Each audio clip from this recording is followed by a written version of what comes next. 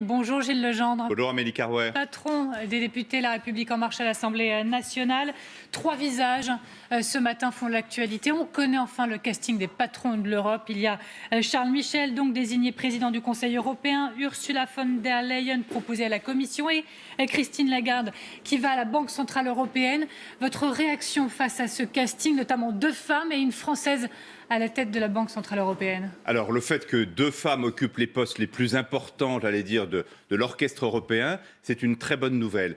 Mais le point essentiel, il est autre. Et il explique pourquoi le président de la République s'est autant battu, y compris dans les dernières lignes droites, pour obtenir ces nominations. Qu'est-ce que nous ont dit les Européens, et notamment les Français, lors des élections européennes? L'Europe, ça ne peut plus fonctionner comme ça. Il faut tout changer, ou presque. C'est ce qu'ils nous ont dit. Et la promesse que nous leur avons faite, notamment la liste Renaissance, mais aussi tout l'engagement du président de la République depuis son élection, c'est de promouvoir ces changements en Europe. Pour une Europe plus sociale, pour une Europe plus souveraine, pour une Europe plus forte. Déjà, les quatre personnes, non mais les critiques, elles viendront toujours. Et elles sont parfaitement autorisées.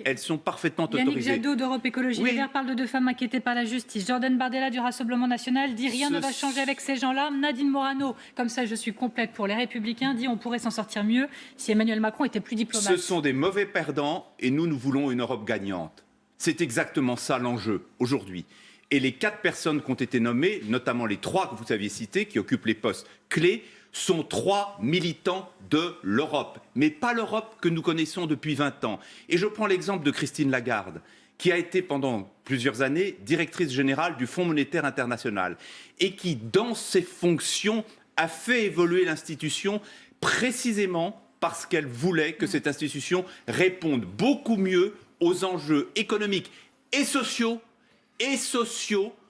de la planète aujourd'hui liés aux mutations que nous connaissons tous. À la tête de la Commission européenne, c'est bien quelqu'un, une femme, membre du PPE.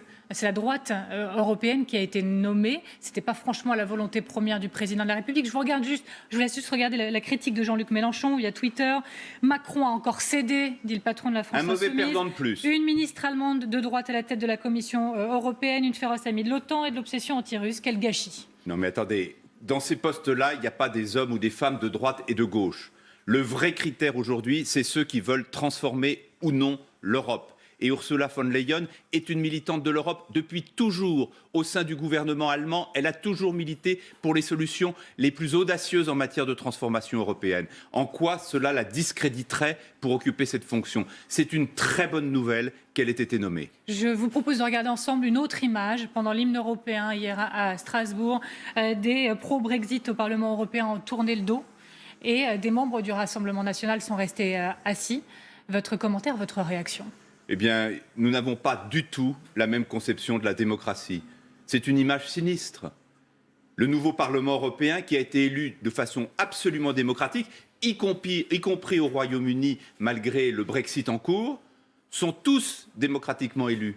Ils font tous partie de la représentation européenne.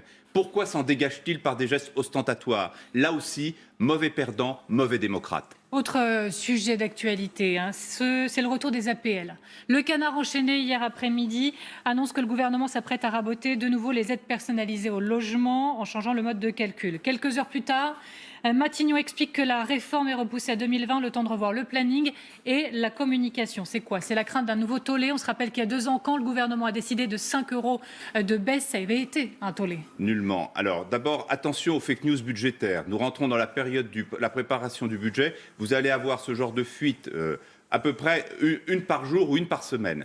La vérité, c'est que la réforme APL, elle a déjà été votée. Elle consiste en quoi? Elle consiste à ce que les APL, les aides personnalisées au logement, soient calculées en fonction de vos revenus du moment, alors qu'auparavant, c'était en fonction des revenus d'il y a 2 ans. Or, nous savons parfaitement, notamment pour les bénéficiaires de ces aides, que les revenus évoluent très rapidement. C'est complexe de faire ce changement. Ce que le gouvernement souhaite, c'est de se donner 4 mois de plus pour être certain que la réforme fonctionne correctement à partir de janvier 2020. Vous parlez de fake news, je veux bien comprendre. Qui a intérêt à ces fake news sur le budget et pourquoi exactement ? Mais parce que nous sommes en période de préparation budgétaire, que nous savons que c'est un moment important de la vie démocratique, qu'évidemment, à chaque budget, des mesures sont annoncées. D'ailleurs, nous en avons déjà annoncé, ça, c'était pas une fake news, c'est la baisse massive de l'impôt sur le revenu à partir du mois de janvier 2020. Je dis simplement que dans ces périodes-là, la seule source valable, c'est ce qu'annoncera le gouvernement en temps et en heure sur le budget. Mais il a bien fait de rectifier les choses sur les APL. Mais il faut y aller quand même à terme. Mais c'est décidé. Voilà, mais ça va dans le bon sens, on ne revient pas en arrière, délai. malgré ce que ça suscite à chaque fois que ça revient sur la table. Ça a été décidé, c'est une question de délai. Le gouvernement abattra ses cartes sur le budget au fur et à mesure, en temps et en heure. Nous ne pouvons pas commenter les fuites, les informations, les fake news au fil de l'eau. Autre point de crispation autour du baccalauréat, cette fois la grève d'une partie des correcteurs du bac est reconduite. Et selon leur décompte, environ 126 000 copies sont retenues, plusieurs académies sont concernées.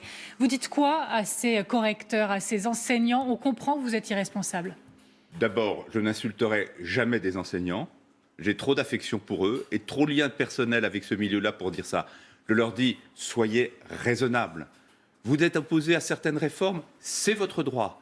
Le dialogue est toujours maintenu avec le ministre de l'Éducation, Jean-Michel Blanquer. En aucun cas, en aucune circonstance, sa porte n'est fermée. C'est là que doivent se résoudre les divergences, les controverses. Vous n'avez pas le droit de prendre en otage des enfants, des jeunes enfants, des adolescents qui jouent un moment important de leur existence au moment du baccalauréat, qui se sont donné du mal pour passer cet examen, qui attendent leurs résultats. Ça serait sans précédent.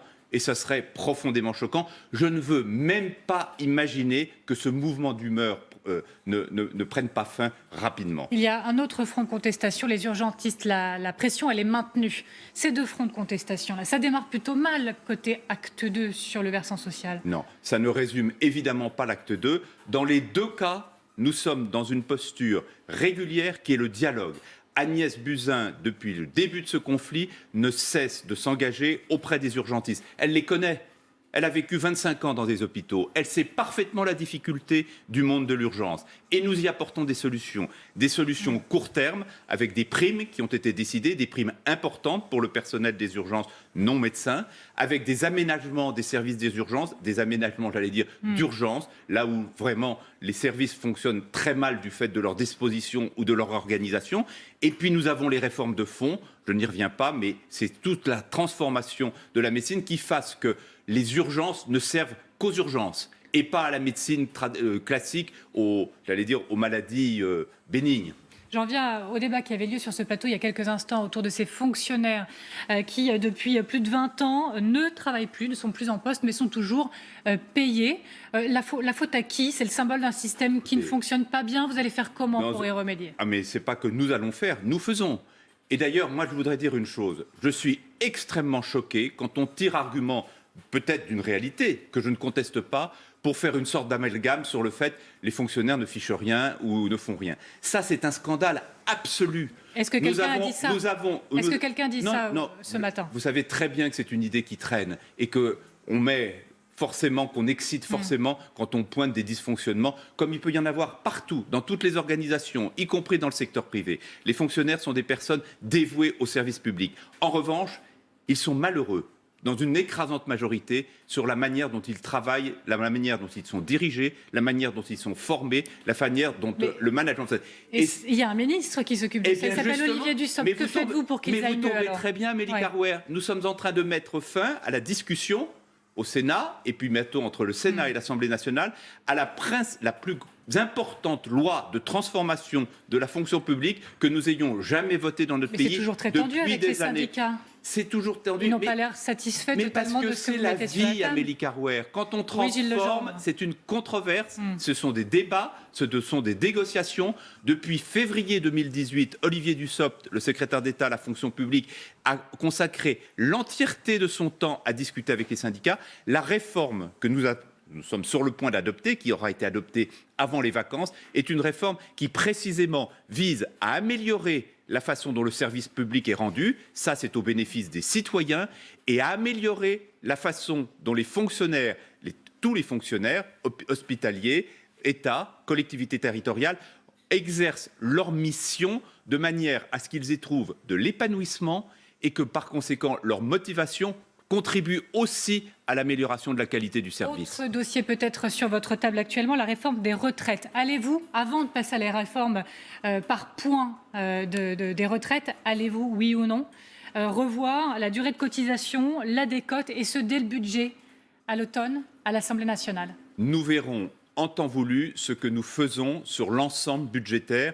Projet de loi de budget, projet de loi de financement de sécurité sociale. C'est envisagé. Aujourd'hui, nous devons présenter un budget qui respecte une trajectoire budgétaire qui n'est pas négociable, qu'on pourra peut-être modifier à la marge, mais nous voulons continuer la remise en ordre des finances publiques. Il est tout à fait possible que lors du budget à l'automne, vous introduisiez sur les retraites les cotisations. Il est trop tôt pour vous le dire. Retour à la première question, je ne serai pas moi-même contributeur aux fake news, aux rumeurs, aux hypothèses gratuites. Quoi qu'il en soit, Laurent Berger a déjà réagi, en tout cas il met en garde le gouvernement, il l'a fait sur le plateau de David Pujadas hier soir, le patron de la CFDT. Voilà ce qu'il dit: si le gouvernement met en place des mesures d'âge sur les retraites avant la grande réforme promise par Emmanuel Macron, alors la réforme est morte. Vous l'entendez, la mise en garde, vous êtes prêt à prendre le risque? Moi, je me méfie des pronostics catastrophistes. Je sais que, y compris Laurent Berger, tient trop à cette réforme des retraites pour parler d'exclusives ou de conditions indépassables. Cette réforme des retraites, c'est une réforme qu'attendent une écrasante majorité de Français parce qu'ils savent qu'elle est juste.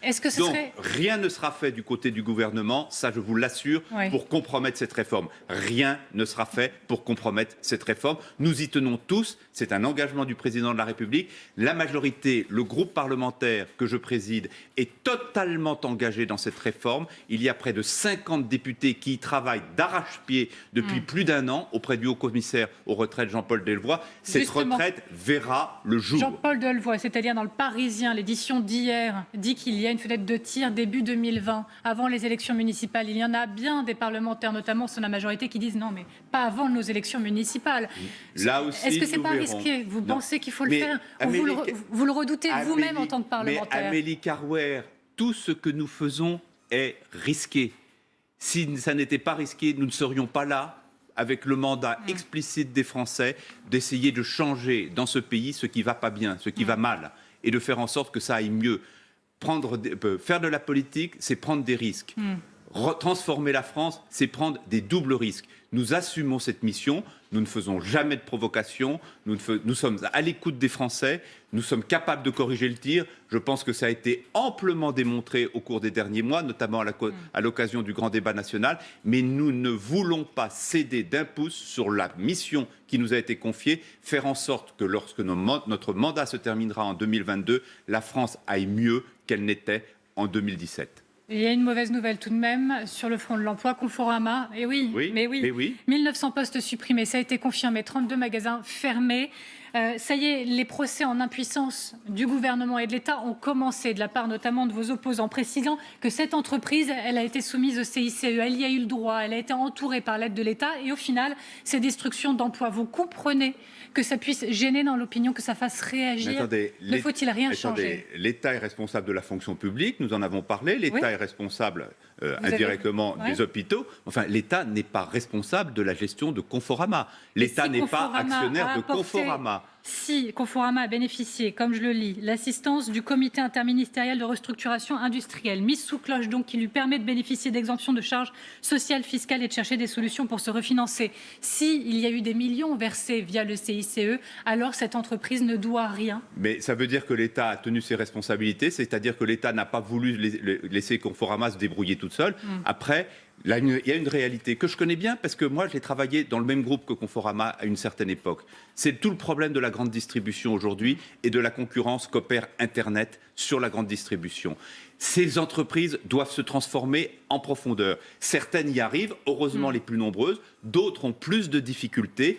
Il est normal que l'État les y aide. Et d'ailleurs, l'État, dès hier, s'est engagé à encore aider, accompagner la transformation de Conforama, mais c'est un peu fort de café d'imputer à l'État, au gouvernement, la responsabilité d'une dégradation de situation dans une entreprise strictement privée. Un tout autre sujet, on est quasiment à la fin, c'est important Vincent Lambert, l'arrêt des soins est engagé.